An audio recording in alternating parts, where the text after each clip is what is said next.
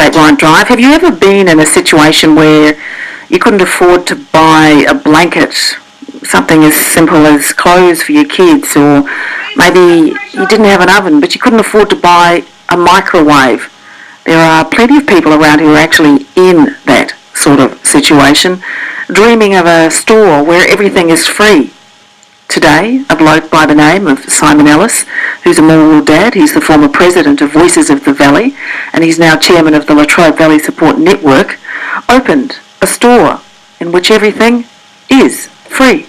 Simon Ellis, good afternoon. Good afternoon, how are you? Tell me how the store works. As you pretty much just said, everything in it is for free. The way it started, we had our first one about 2 months ago in Morwell here, and we basically opened it up and said anybody who's got anything that they don't want in their homes, in their businesses, we will take it, and we will clean it up if it needs cleaning up. If it needs a tag for electricity, we will get it tagged for free, and we will then put it out and available for you to come and help yourself too. Well, how have you decided to do this?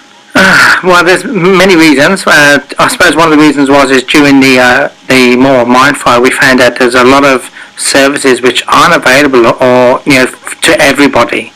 And we want to make things available to everybody. We don't want to section it off and say this person can't get it, that person can. Anybody is allowed to come to the Morwell Free Store, and we're also having them at Churchill, in Moe. We've got one booked in for Yallourn North, and people can just come and help themselves and take. And we get people still who come to the stores with bags of stuff and saying, here, we've got all this, we don't need this, and they take out and walk out with all the stuff. How can you ensure that the products that you're giving away aren't going to be just on-sold? Well, that's one of the biggest things that we've got to look at, and one of the things that we want to do, and we are trying to do, is to work with other welfare organisations, councils and things like that, and get involved with them. We want to get into their network as well, and get them involved in our network, so that we can have people like Quantum who provide housing to call us and say, we've got somebody who needs furniture, we've got somebody who needs a bed, we've got somebody who needs a fridge, and can send them our way with vouchers, so that they can come and help themselves to it.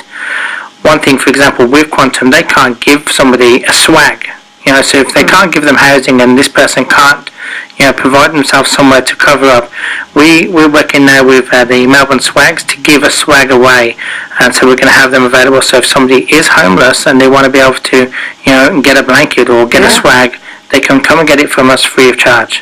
What sort of stories have you been hearing, Simon, from people who are struggling? I understand you actually did speak to an elderly bloke who didn't even have the appliances to cook himself a meal.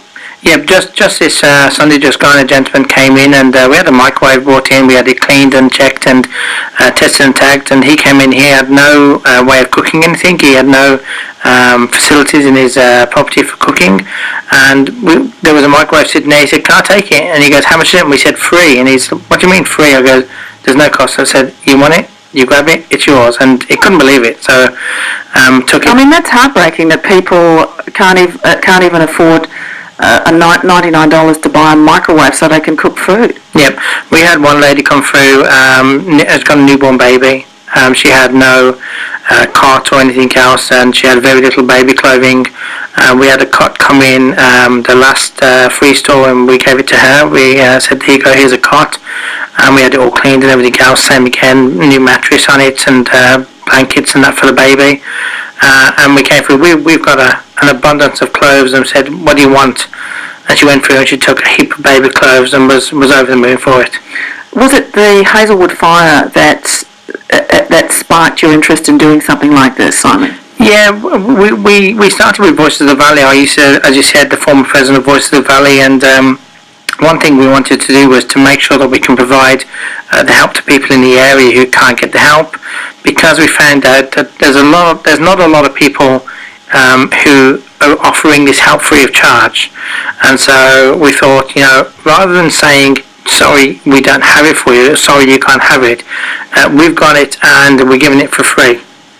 Yeah, because even if you go to an op shop, you have to pay a couple of bucks for anything you buy. You do, and I mean, and op shops can't sell on, I believe, electrical equipment because of the law or something stating with op shops. I don't know the whole details about it.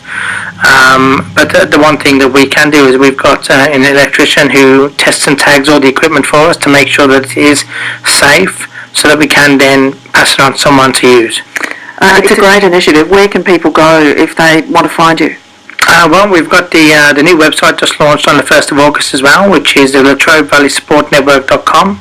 Now, we understand there's not a lot of people, not everyone is internet savvy, so we've just got ourselves a building. We literally got the keys today, which is fantastic. We've gone in and it's going to take about 3 or 4 weeks to clear it out. How does that feel, getting the keys today? It's absolutely fantastic. And how we got the building is amazing as well, because we've got it for the first 6 months rent-free.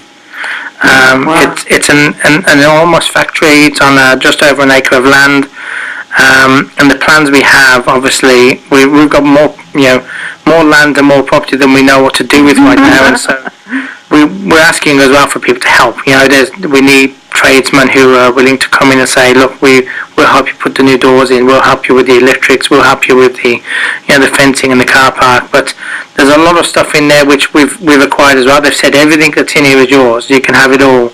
So there's a lot of stuff there which we can use and reuse, and once again, pass it out to people who need it. It's wonderful work that you're doing, Simon. Thanks so much for joining us, and good luck. Thanks very much. I appreciate your help with it, and especially with ABC helping. Our pleasure. Simon Ellis, Morwell dad, former president of the Voices of the Valley, now chairman of the Latrobe Valley Support Network, setting up free stores across the region. If you'd like some more details, go to Latrobe Valley Support Network, all one word, .com. It's 25 to 4. You're listening to ABC Radio, Statewide Drive. ABC